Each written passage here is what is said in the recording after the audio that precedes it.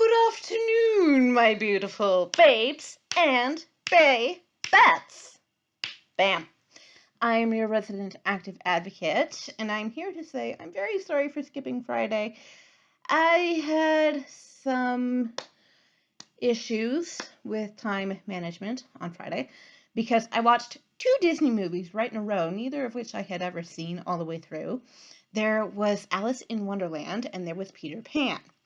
Alice in Wonderland I am skipping in this series because it has no discernible disability narrative. It also has no discernible narrative. Peter Pan, however, will be the movie through which I make up for having missed Friday, because I'm going to give you 2 videos on this movie. I would like to cover the 2 most relevant issues I have with this movie. Firstly, Peter Pan and racism. And then tomorrow will be Peter Pan and disability. So my usual content resumed tomorrow. But as I am your resident active advocate, I don't want to be just a one-issue advocate. And I think that I can, in some measure, add my voice to the narrative that says that this movie is not good when it comes to several different things. Okay, so to begin, I have issues with the portrayal of Indigenous Americans in this movie. I'm actually rather passionate about this particular issue, and it's very relevant in Canada right now. It's very relevant in America right now. It always has been since white people got to this continent and started murdering and oppressing and depriving the native peoples here.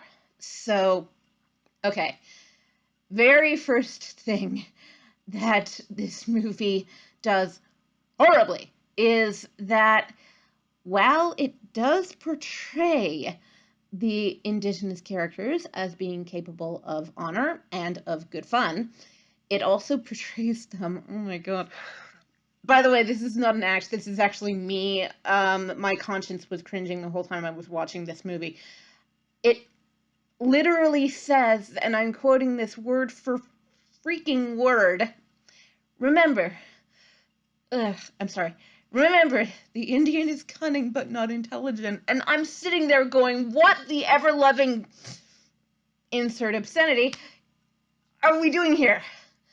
I know that this movie was made in the 1950s. It is a product of its time. I don't care about that, okay? You had kids in residential, quote, schools. I will never say that word without the quotation marks. Those were not schools. You had kids in, quote, residential schools up until the 1990s in Canada. I was born in 1990, for some context here.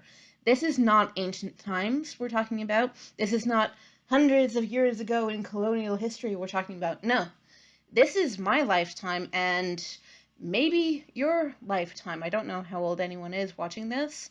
I have this whole thing where I assume that everyone online is, quote, around my age, even though I know that's completely untrue. But, okay, so that's the first major problem.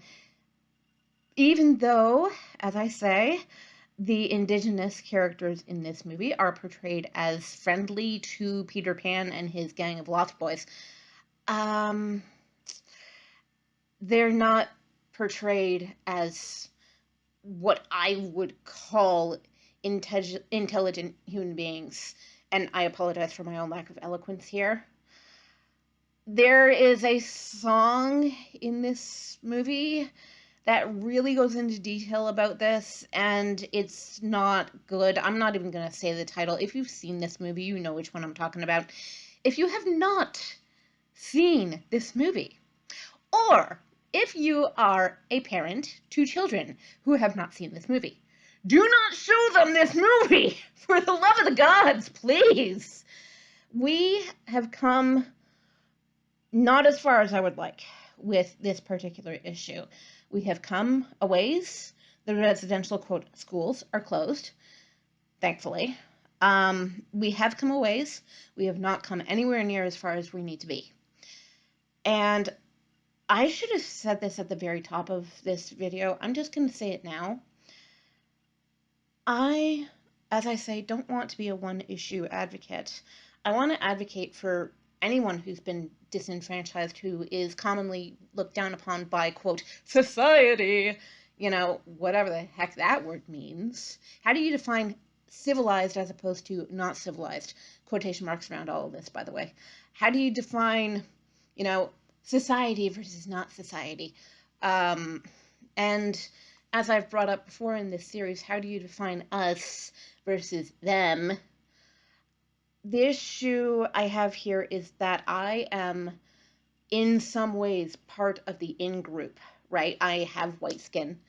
I am cisgender. I am heterosexual. I have a very good education. I am middle class. I'm employable. I'm part of the quote in group in a lot of different ways. There are a lot of people, though, who aren't and who can't be with the kind of systems that we have set up around us and for ourselves to support all the people who originally set these things up. If we go back in time, as I say, a lot of these issues were a lot worse than they are now, but they're nowhere near where they need to be, i.e., these don't need to be issues anymore. Why should they be? You would think that we have come quite a long way since colonialism in learning how to get along with other people, and especially since globalization has opened populations up to one another and people to experience other kinds of people, or, well, kinds of people, quotation marks around that.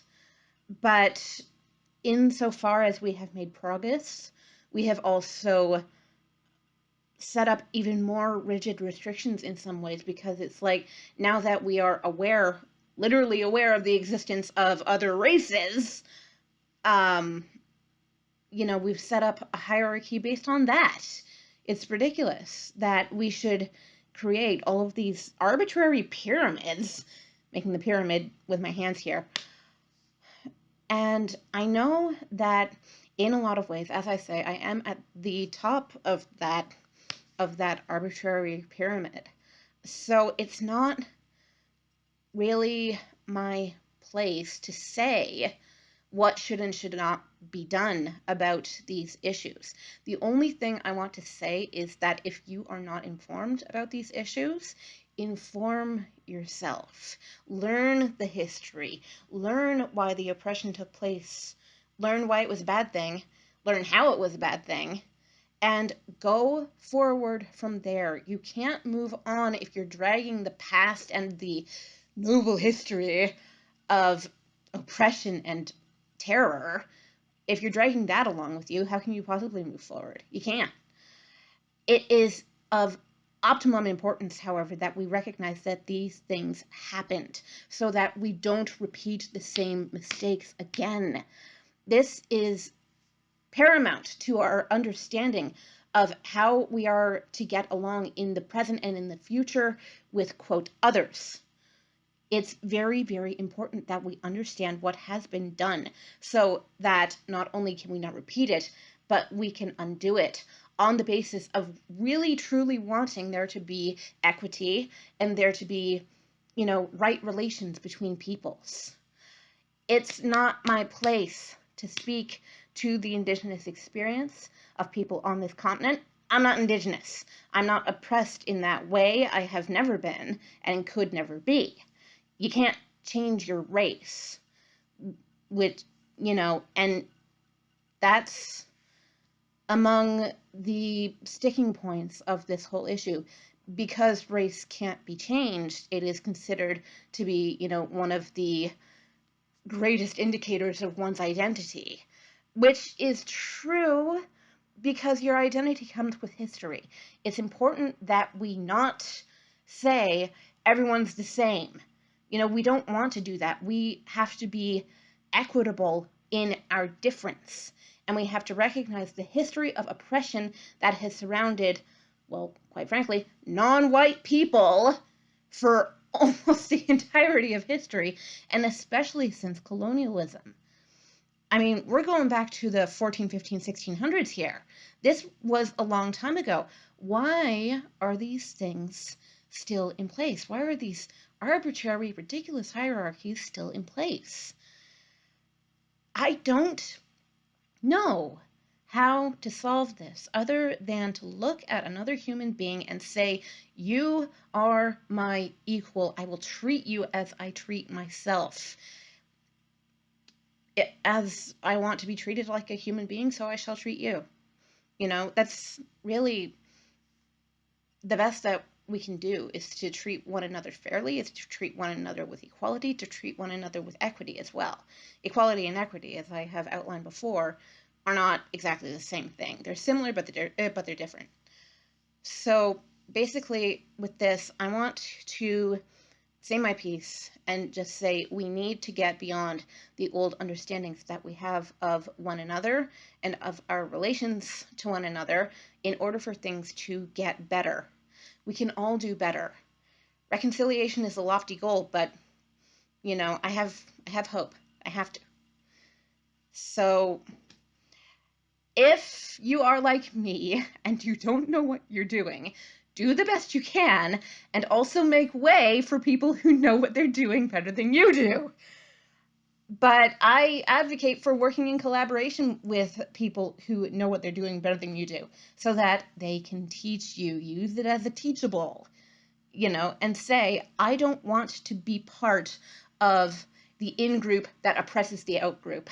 I don't want to be responsible for causing more harm. I want to aid in healing and in reconciliation. And Peter Pan, to get back on the topic of the movie, does not do a good job of that at all. At least the Disney version. There are myriads of different versions of this story. Show your child a version that doesn't involve this shit, please and thank you.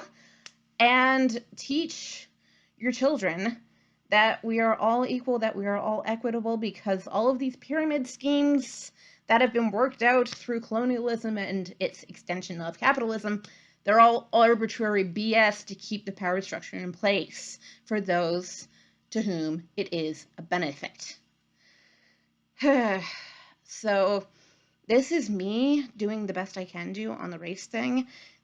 The reason why I didn't address it with the Dumbo video is because I don't know enough about Black history in the USA to be able to address it adequately. I'm Canadian, you know, and I've been learning over the past 2.5 years about Indigenous history. I knew a little bit going in, but not as much as I do now.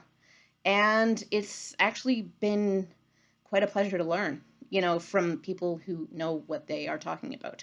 Learn from people who know what they are talking about, please.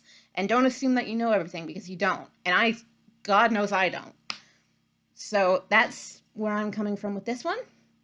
Tomorrow, I will be talking about Peter Pan and disability, because there are many narratives of disability going on in this movie. It's not just Captain Hook, you know, with the hook for a hand. It's not just him. So that is what we will discuss tomorrow. I know that this is a bit off the beaten track for me, but maybe I can do more of this, because when it comes to a little ways down the line, we're going to be addressing Pocahontas. Okay. That one's gonna be bad, because I'm just gonna address the racism issue, but I want to read up more on how it happened in America and why this movie is not historically accurate, because it definitely is not. And we will get to that, and hopefully it will be at least somewhat enjoyable to watch me squirm as my conscience goes, what the hell are you doing, woman? So, yay, hurrah. I will see y'all tomorrow for Peter Pan and disability. If you can hear whatever machine that is outside, I apologize, not my fault. All right, have a lovely, wonderful day, and the sun is out, yay! All right, mwah!